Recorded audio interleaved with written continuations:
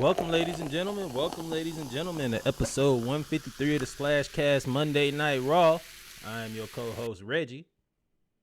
I'm Norwood, as y'all affectionately know me. Good to see y'all on this beloved Saturday. Nah, it's not Saturday. It's Tuesday, and we had a holiday, so we don't know how to act, nor know what day of the week it is. What's good, my boy? What's up, man? What's up, man? Up here, y'all know what it is. We do the pregame, then we do HBCU news around the culture, followed by basketball and football when needed. Gonna be honest, we are watching Game 4 of the Western Conference Finals as we broadcast. So y'all know what it is. We have good conversations, good questions, all of those things. So let's start out with the pregame, man. We got a whole lot. That's a foul. No foul? There's a whole lot of stuff going on, man. A lot of fighting, a lot of baseball news. We actually probably going to have to. Did you highlight everything? Nope. Well, I might have on accident, but there we go. Released.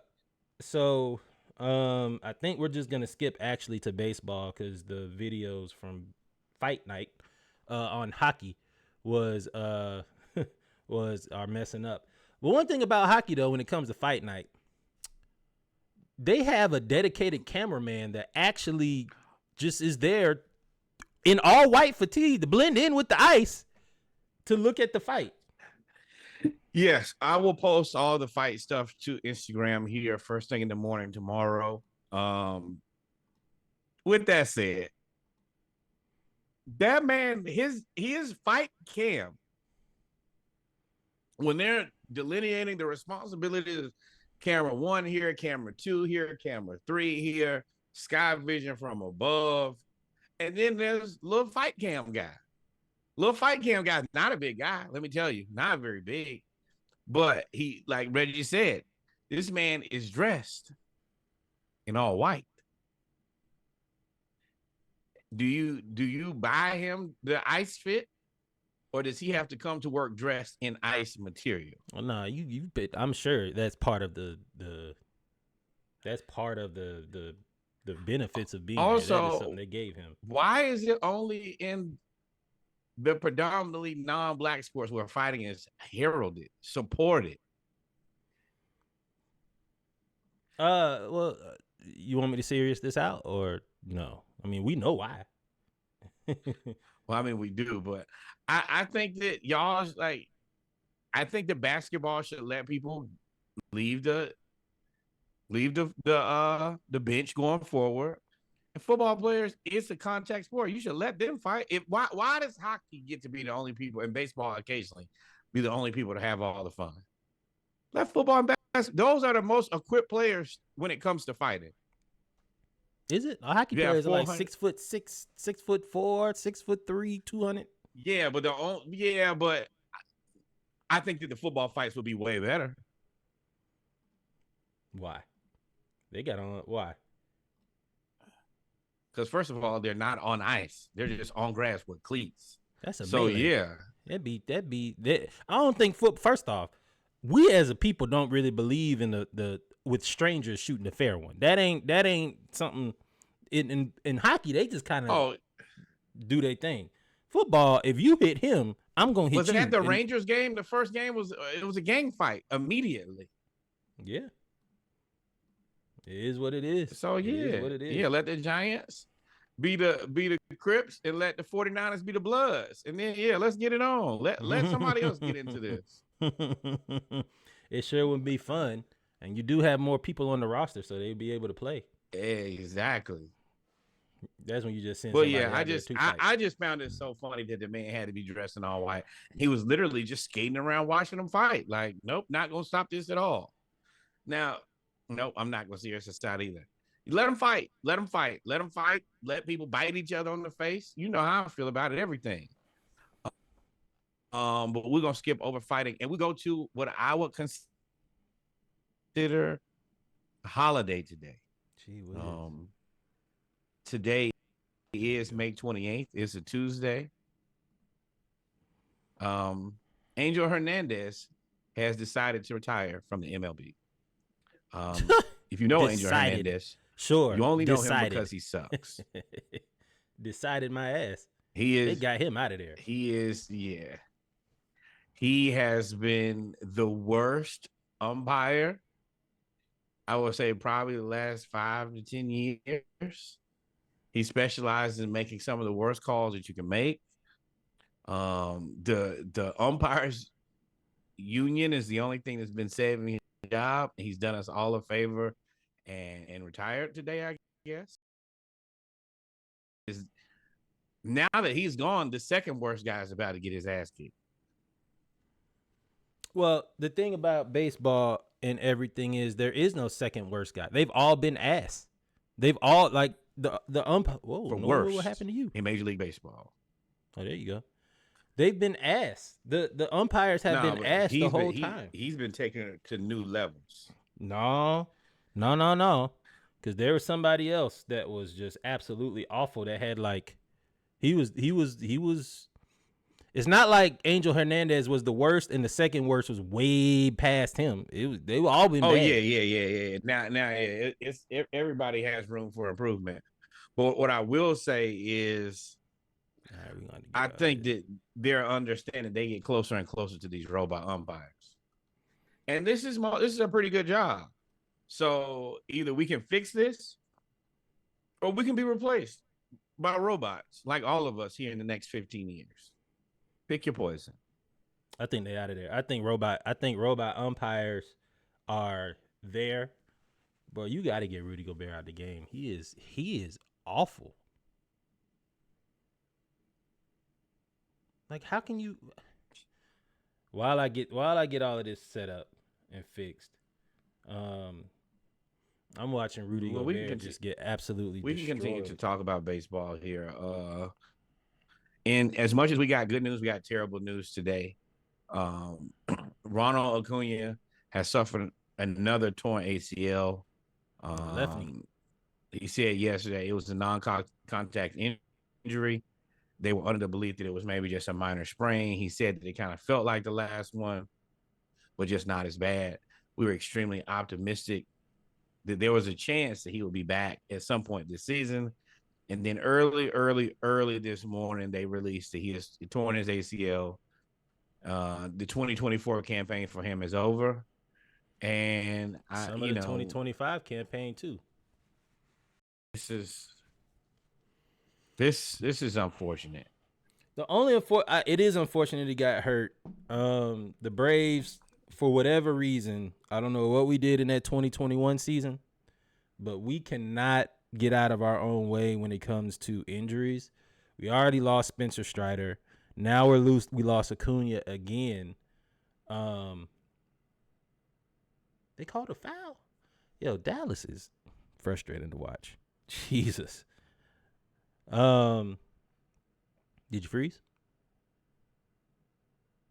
Are you there, Norwood? Well, Chad, I hope y'all can see me because I don't see where Norwood is. Norwood, are you there, brother? Norwood, are you there? Are you speaking? Can you hear me? I'm here. Okay. Yeah, I was sitting here. Yes. God, the only thing that I can ask is, man, win it for Ronnie, man. Do it for your boy. Outside of that, thoughts and prayers to him, his family, the entire Braves organization. He's one of the leaders on this team, and to see him go down with another, really, really tough injury. That's unfortunately for Ronnie, he's due for a contract extension, in my opinion, or at least like he did the team a solid, which I don't think you'll ever see that again. But he did the team a solid by that deal twice. He did this, like him and Ozzie Albies basically did the team a solid by signing those deals, and then you were going to basically, the goal was to make him a Brave for life. By making him a Brave for life, that would have gotten him a 10-year, $350, $400 million deal.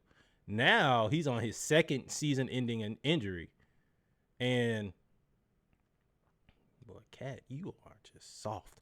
He's on his second season-ending injury, and the Braves would be smart if I were them to sign a 7 sign him to a 7-year extension and basically backload it and pay him out of good faith for the first 2 years, 25 and 26, or 24 and 25. For the year of sitting and the rehab year. Hey, we just gonna pay and then it kicks in maybe a year after he gets back, because we saw that he was good. He was okay to come back a year, 11 months after his injury, but he really didn't hit MVP season to the year after he came back. So it's going to take him about 18 months to get to where he is. And if it takes him 18 months to get to where he is, you got to pay him. Otherwise, he's going to hold out. And 18 months is aggressive, but Ronnie is not as young as he used to be. Your body takes, I assume if it was 18 months, now it's probably closer to 20, 22 months to get back to where you think you were. And after the second one, I'm sure you're going to have a certain level of anxiety that just comes with that. Of shit, it's happened to me twice now. The first time is on you. Second time is is this a real thing? That could mess with your psyche. But more than that, the Braves have had 8 shutouts this season, which is we've needed all 8 of them. It feels good to have. I mean, we're getting it done. I mean, our pitching staff ain't at 100%, and it's not really what I think we planned on it to look like. But we're getting it. We're getting along on the back of Marcell Ozuna hitting home runs and RBIs, and a piecemeal pitching staff. Well, they just called up the number 3 prospect in minor leagues for pitching, which I assumed that they were going to do, because outside of Chris Sale, I think Charlie Morton has been up and down. And then we don't really have a third. We kind of piecemealing the third pitcher. You have to bring in somebody, because right now we're back to being a home run hitting team. We're not playing small ball. So we're either winning 9-1, 8-1, 6-2, or we losing 11-0, 9-0, 0, 4-0, 7-0. You're like, hey, stop. Matter of fact, we lost to the Nationals, and we were down like 6-0 in the second inning. I'm like, hey, I cut it on and cut it off real quick. Like, I don't know what to do.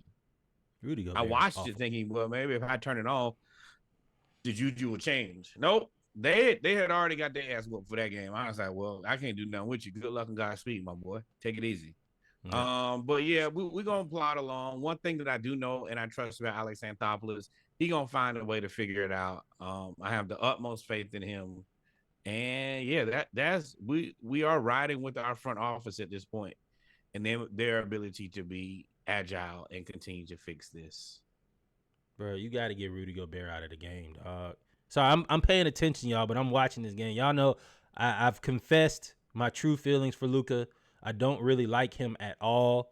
I respect him. He's great. He's a really good player. Got to be top 3 in the league right now. But playing him alone on talent is damn near impossible. Yeah, top 3. Who the other 3? Who the other league? 2? Pardon me, math.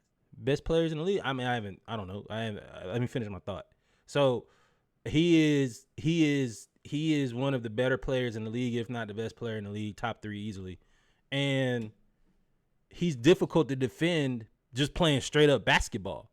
When you add in the flopping, he's impossible to guard. It's impossible. I put him in the same category as Houston James Harden. I put him in the same flopping category as Jimmy Butler that year that they went to the finals. I put him in the same flopping category. Trey, when before they delegated his move out, when he had that do. Yeah, Trey. Back. All of that. Oh man. All of that. And Luka's, you would assume, or you would say Luka's better than all of them. So then when you add in the flopping, it's like, bro, like what you supposed to do? Like you can't really guard him. And then he's gonna shoot over you, and then he's gonna bang into you and get out the way. Look, that's a foul. He just went over Anthony Edwards' back. Trey Young, crazy. Chasing step back. Oh my God! Now but we're not talking about Trey. Wait, because you keep doing that. You always do that. You always take the conversation. With Trey. We're talking about Luka. Wait, hold on. I was trying to finish. Like that, as terrible as it was to watch, he was so good with that. He get him in jail every time. And I'm like, stop. Run. If you run behind Trey, all he's gonna do is stop. And I just watched. Like, oh, y'all might not like him, but y'all are stupid. And I keep watching y'all do the same stupid thing again. Oh yeah. Now But this Luka, it's frustrating, dog. Because it I be like, is. man, he It gonna get is. 40. And he's European, so it has the soccer flop on top of it. He's a master Ooh, manipulator. he's the Um, next iteration of Vladdy. It's uh, and Gilbert Arenas said yeah. it best. When you change the rules to allow more European players to flourish in the league, to grow the league, this is what happens.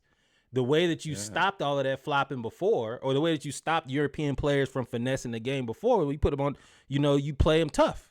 You can't do that no more. Like, I saw Luka do that I move hate that where there's dude was no standing like toughness that. in it. Like I don't want to say no toughness, but reduced toughness because they out there kind of getting it right now.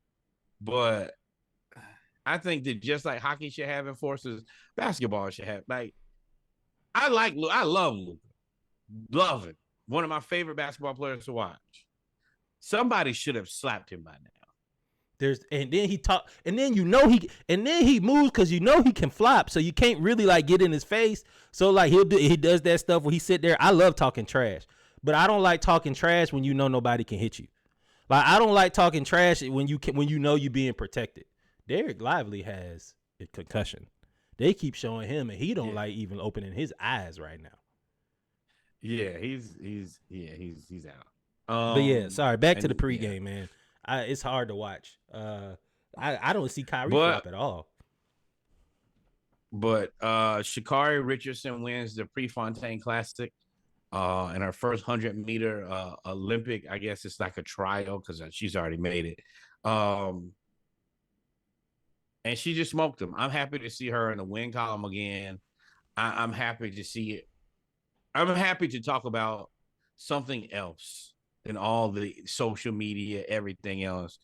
The one thing we've consistently asked is just, hey, man, go out and dominate. Everything else is ancillary. You're one of the best people in this sport, if not the best. Just go win a bunch of races, and then everything else will kind of fix itself.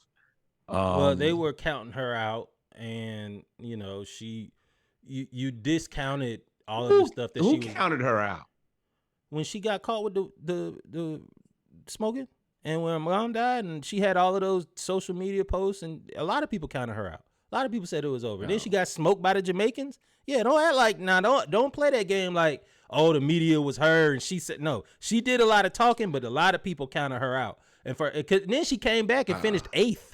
She came back and finished 8th twice, and it was like it's over for Sha'Carri Richardson. Now she come back for everything. She out here smoking everybody. Well, let me apologize for the people who thought that it was over for her. You are a fool.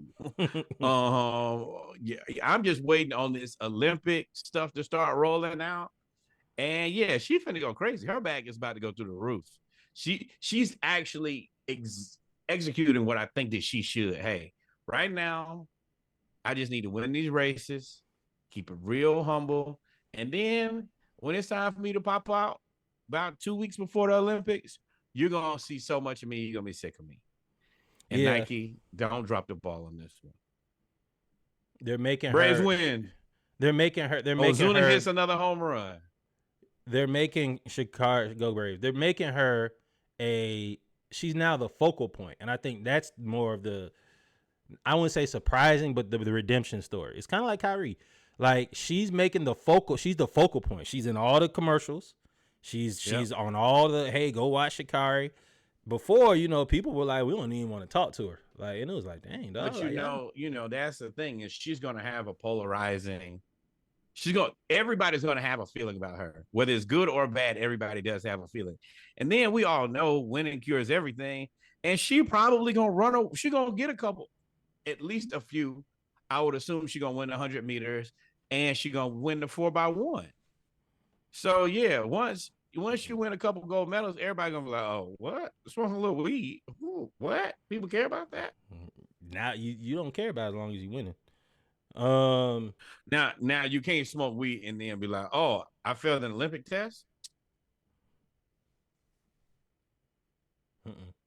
Yeah. Yep. Yep. We can't help you there, dog. Yep. Moving on, man. Coco Gauff has been one of the quietly is kept, and I don't know if quietly is kept is the right saying for this, but she has been outspoken about the political state of the country for a while now. And she has called out Governor DeSantis. She's called out Florida in her statement at the French Open when she said it's basically hard to be a black person. It's hard to be a black person in Florida right now, referring to Ron DeSantis and referring to how more and more companies and minorities are leaving Florida or don't feel safe in Florida because of basically Governor DeSantis and his extreme policies and leadership of that state. I am very, very proud of Coco Gauff. She's very mature. I guess that's what happens when you are a 14-year-old professional. But she's very, very mature. By the time you're 20, it's a walk in the park. Who do I need to talk to and what do I need to talk to them about at this point? Yeah, but she's very mature for her age. So I'm very, very proud of her, man. I love that she called it out. And I wonder what will happen to her marketing-wise. Because, you know, companies don't like to support people that speak out politically. It's refreshing because I'm not the biggest person that everybody should be speaking about politics. If you don't know about it, then I'd rather you sit it out than say something stupid. Amber Rose. Well, I don't. If you looking for Amber Rose for any type of political anything. You're right. But still, I just wish that sometimes people, if you don't know what you're talking about, you still, whether you just, if you're uninformed, shut up across the board. But her ability to be polished, to be knowledgeable, and to talk about this from a reasonable point of view, and it not be salacious, it not be disrespectful, but it be honest and straightforward, fantastic. We need more people. Once again, I'm gonna shout out a surely person that I did not think would do this, Emmett Smith. He has been at the front of this, and we need more people, athletes specifically, man. Let's be real. When it comes to especially football, there's probably maybe only Texas and California who put out the same amount of athletes, and I still think that Florida per capita is putting out the best athletes. Rudy. They should be speaking on this. This is something that is going to affect all of us. And I'm happy that there's a 20-year-old that can do it, but there are people who are 20, 25, and 30, 40, etc., who should be helping her get her message to the forefront, because it is very serious, it's very real, and it's embarrassing to the state of Florida. But I don't think Florida cares, though. Florida ain't never going to care. As long as they keep voting DeSantis in, DeSantis. It always is funny to me when you read their names and understand their political stance. It's like, man, DeSantis is against immigration. DeSantis is against immigration reform. Yeah, DeSantis is against. A lot of people get over here and they want to close the doors. Don't let down the rest of them. DeSantis is against helping everybody else out. I'm like, come on, Ted Cruz. Your name ain't Ted. Your name Raphael. Like, what you talking about? Come on, man. What we talking about? Like, I don't understand that. And this is a sports podcast. We ain't gonna politicize y'all out, man. But I always think that's funny. That's funny to me. We just, I mean, culturally, if you do that in the black community, that don't go the best. But that also requires your community to call you out and stay on your ass. Like, bro, you what? Like, you said what? I know your grandma, bro. It's not from this country. You telling me that you don't want your grandma over there, bro? But anyway, before we go, Takeru Kobayashi, who is widely accredited with popularizing the competitive eating sport. I wouldn't say it was just him. There was this other dude that just retired too. I think it was a white guy. I forgot his name. American guy. Oh, Joey Chestnut. Yeah. Joey Chestnut and Kobayashi have been the glizzy goblins for the last 20 years.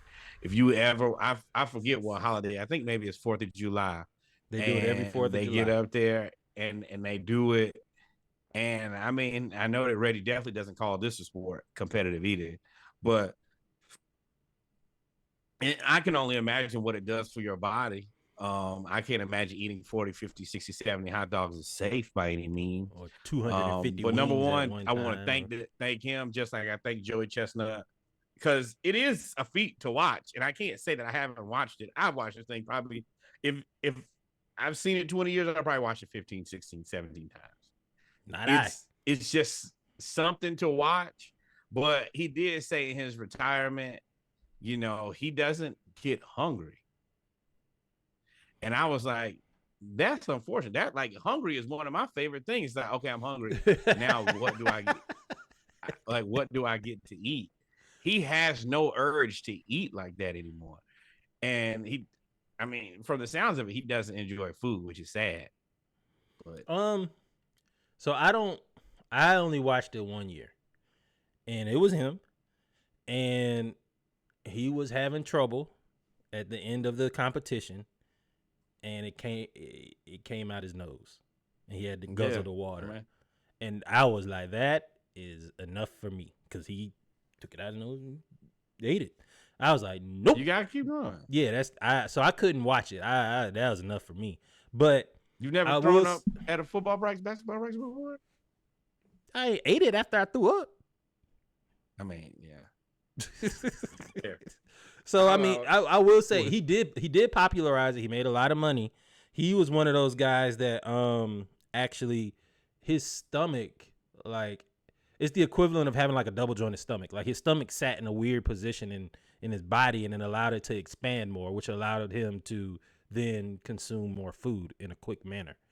So he did popularize it, and it was on Sports Center, and they'd show it on ESPN Ocho and all of that other stuff. So that's definitely a good Ocho show right there. So shout out to him, man. At least he stuck with it, man. At least he stuck with it. I think that's it for the pregame, man. Yeah, that's it for the pregame. That is. We'll be right back with our HBCU news around the culture. Y'all stay tuned. Put your glasses in the freezer. We drinking when basketball comes around. I'm drinking water. Oh, everybody didn't drink tequila all weekend. Big dog. We'll be right back. Y'all stay tuned.